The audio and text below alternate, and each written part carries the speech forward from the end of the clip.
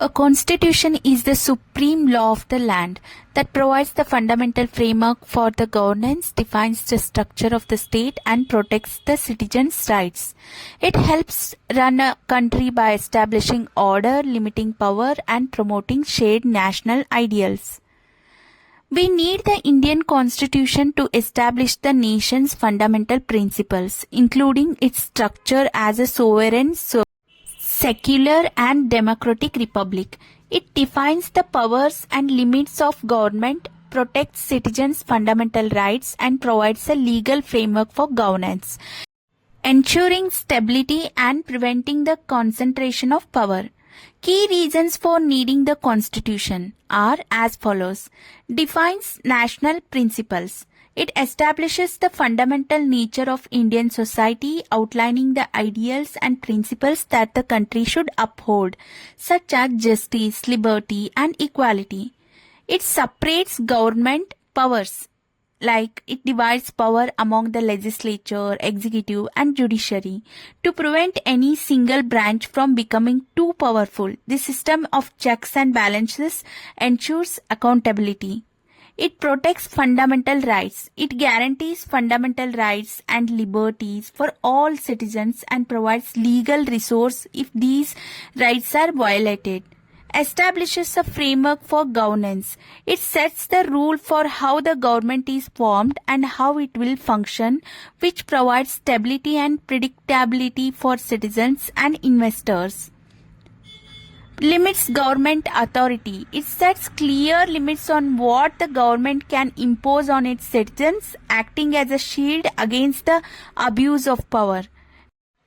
It ensures that citizens can participate in governance through democratic principles like free and fair elections. Key ways a constitution helps run a country. Establishes the framework of government. A constitution outlines the fundamental structure of the government, creating its principal organs, that is, the legislature, the executive, and the judiciary. It defines their composition, powers, and responsibilities, ensuring clarity in governance. Ensures rule of law. It establishes the principle that everyone, including government officials, is subject to the law. All other laws passed must conform to the Constitution to be valid, making it to the bedrock of the legal system. Prevents abuse of power. By implementing the separation of powers and a system of checks and balances, the Constitution prevents the concentration of power in any single person or branch government, which acts as a safeguard against authoritarianism. Protects citizens' rights. A constitution guarantees fundamental rights and freedoms to individuals such as freedom of speech, religion, and equality before the law. Provides stability and predictability. It lays down enduring principles and procedures for decision making and the peaceful transfer of power.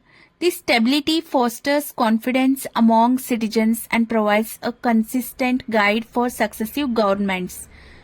Fosters national unity and identity. A constitution often reflects the shared values, ideals, and aspirations of a nation's diverse population. By acknowledging and protecting the rights of various communities, it promotes social cohesion and a sense of common citizenship.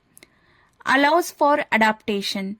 While providing stability, a constitution is also a living document that includes mechanisms for amendment and revision. This flexibility allows the framework to adapt to evolving societal needs and challenges over time while preserving its core principles.